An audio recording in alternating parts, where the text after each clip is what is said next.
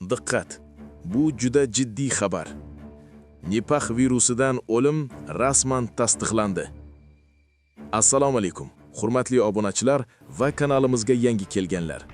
Ushbu xabarni albatta oxirigacha eshiting. Bangladesh shimolida Nipah virusini yuqtirgan ayol vafot etdi. Buni Jahon Sog'liqni saqlash tashkiloti tasdiqladi.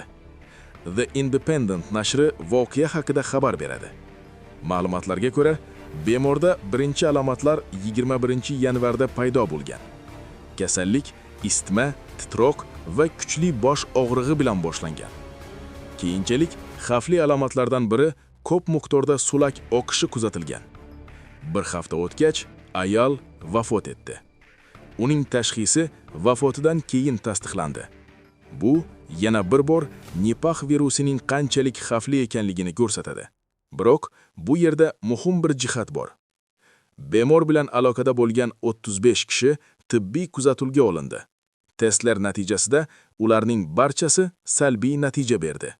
Yangi infeksiya holatlari aniqlanmadi. Bu vaziyat nazorat ostida ekanligidan dalolat beradi. Shuni ta'kidlashni istardik. Ilgari JST Nipah virusidan o'lim darajasi 40% dan 75% gacha bo'lishi mumkinligini rasman e'lon qilgan edi. Shuning uchun ham bu virus dunyodagi eng xavfli infeksiyalardan biri hisoblanadi. Mutaxassislar infeksiyadan saqlanish uchun quyidagilarni qat'iy tavsiya qiladilar. Mevalarni iste'mol qilishdan oldin yaxshilab yuvish. Niqob va qo'lqopsiz hayvonlar bilan aloqa qilmaslik. Gigiyena qoidalariga qat'iy rioya qilish.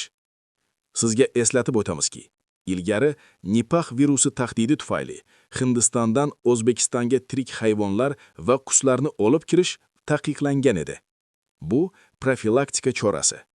Eng muhimi, O'zbekiston Sanitariya epidemiologik farovonlik va jamoat salomatligi qo'mitasi raisining birinchi o'rinbosari Nurmat Otabekovning so'zlariga ko'ra, mamlakatda Nipah virusi bilan kasallanish holatlari ham yoki uning hududga kirishi ham qayd etilmagan.